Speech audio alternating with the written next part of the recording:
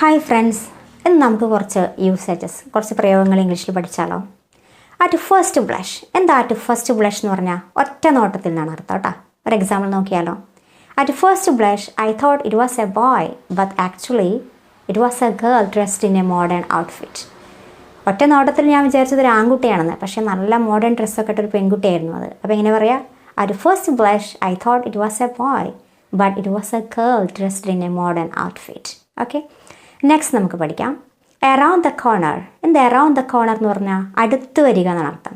ഒരു എക്സാമ്പിൾ നോക്കിയാലോ. U must take rest now for your marriage is around the corner. അതായത് നീ നന്നായിട്ട് റെസ്റ്റ് എടുക്കണേ ഇപ്പോൾ, കാരണം നിൻ്റെ മാരേജ് അടുത്ത് വരാറായി. അപ്പോൾ എങ്ങനെ പറയാം? അറൗണ്ട് ദ കോർണർ, അടുത്ത് വരിക. You must take rest now for your marriage is around the corner. കിട്ടിയാലോ. നെക്സ്റ്റ് ഒരു യൂസേജ് ആണ് ബ്ലൂ ബ്ലഡ്. എന്താ ബ്ലൂ ബ്ലഡ് എന്ന് പറഞ്ഞാൽ? ചില ആൺകുട്ടികളൊക്കെ പറയാറുണ്ടല്ലോ, ഞാൻ നല്ലൊരു തറവാടിത്തമുള്ള, നല്ല ഹൈ ക്ലാസ്സുള്ള ഫാമിലിയിൽ നിന്ന്, നല്ല തറവാടിത്തമുള്ള, തറവാട്ട് മഹിമയുള്ളൊരു കുട്ടിയാണ് കല്യാണം കഴിക്കാൻ നോക്കുന്നൊക്കെ പറയില്ലേ. അപ്പോൾ തറവാട്ട് മഹിമ, തറവാടിത്തം എന്നൊക്കെ ഇംഗ്ലീഷിൽ എങ്ങനെ പറയാം? Blue blood. എന്താണ് ബ്ലൂ ബ്ലഡ്? ഫോർ എക്സാമ്പിൾ നോക്കാം. I'm looking for a girl of a blue blood.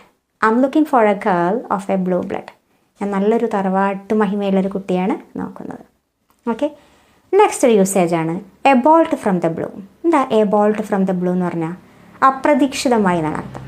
ചില കാര്യങ്ങൾ നമ്മൾ പ്രതീക്ഷിക്കാതെ പെട്ടെന്ന് വരുമല്ലോ, അതിനെയാണ് A bolt from the blue. ഒരു എക്സാമ്പിൾ നോക്കിയാലോ. The decision came A bolt from the blue.